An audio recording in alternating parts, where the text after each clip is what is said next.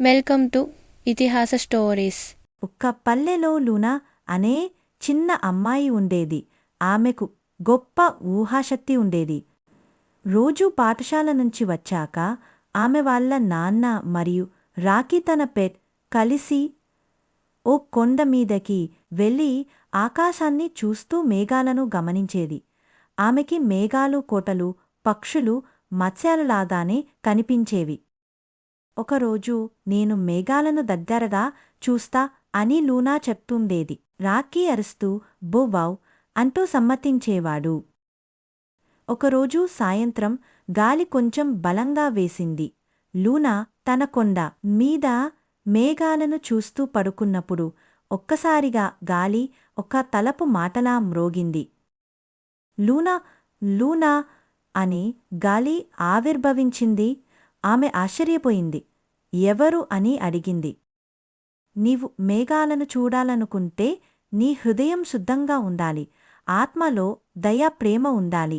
అప్పుడు మాత్రమే మేఘాల తోట నీకు తలుపులు తెరుస్తుంది. రాత్రి లూనా నిద్రపోతూ స్వప్నంలో మేఘాల తోటకు వెళ్ళింది. అక్కడ మేఘాలు పూల మాదిరిగా వికసించాయి. వాటిలో పావురాలు సీతాకోకచిలుకలు ఆడుకుంటున్నాయి. కొందరు మేఘాలవాళ్లు వచ్చి ఆమెకు స్వాగతం పలికారు. ఇక్కడికి వస్తే ప్రతి ఒక్కరూ ఒక మంచి పని చేయాలి అని వాళ్ళు చెప్పారు. లూనా నవ్వి, నేను మా గ్రామంలో చెట్లను నాటుతాను, రాకీతో కలిసి పచ్చదనం పెంచుతా.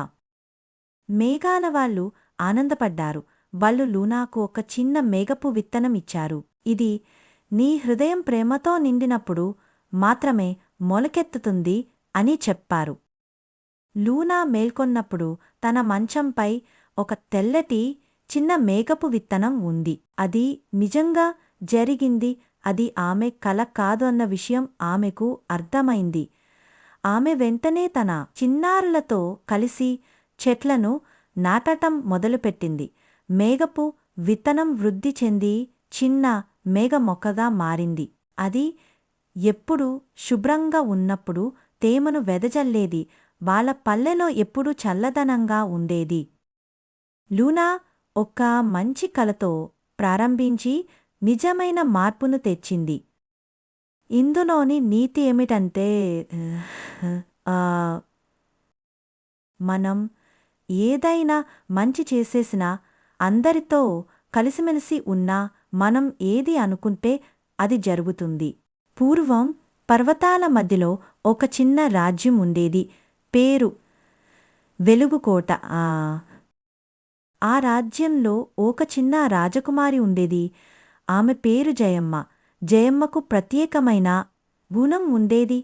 ఆమె నవ్వుతో చుట్టూ వెలుగు రావడం. ఆమె నవ్వితే చీకట్లోనూ తారకలు మెరిపించేలా ఉంటుంది.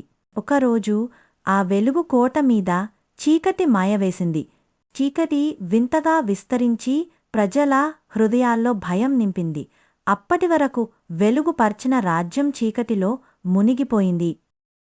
చీకటి వల్ల బాధపడుతున్న ప్రజలను చూసిన ఆ రాజ్యం రాజు రా అని ఆందోళన చెందారు. అప్పుడే ఒక మాయగల దేవత జయమ్మ కలలోకి వచ్చింది.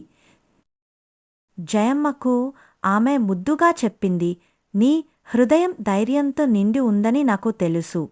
ఒక వెలుగుమణి నీ కోసం ఎర్రపర్వతాల్లో దాగి ఉంది. అది నీ నవ్వుతో పాటు ఈ రాజ్యాన్ని మళ్లీ ప్రకాశింపచేస్తుంది. జయమ్మ తను నమ్మిన గులాబీ పావురంతో పాటు ప్రయాణం మొదలుపెట్టింది. అనేక అడవులు మాయా చెరువులు దాటి జయమ్మ ఎర్ర పర్వతాలకు చేరింది. అక్కడ ఆమెకు 3 పరీక్షలు ఎదురయ్యాయి. ఒకటి, భయాన్ని ఎదుర్కోవడం. ఒక బలమైన ధ్వని ఆమెను చుట్టుముట్టింది. కాని ఆమె కళ్ళు మూసి తన నవ్వుతో భయాన్ని తరిమింది. 2, సహాయం చేయడం. ఒక పామును మాంత్రికుల బంధనంలోంచి విడిపించింది. 3, ఒక నిజమైన ప్రశ్న, వెలుగు అంటే ఏమిటి అన్న ప్రశ్నకు జయమ్మ చెప్పిన సమాధానం, ఇది నా లోపలి ప్రేమ, నా నవ్వు, నా ప్రజలపై ఉన్న బాధ్యత. దేవత పులకించింది. వెంటనే ఆమెకు వెలుగు మణిని ఇచ్చింది. జయమ్మ మణిని తీసుకుని తిరిగి వెలుగు కోటకు వచ్చింది.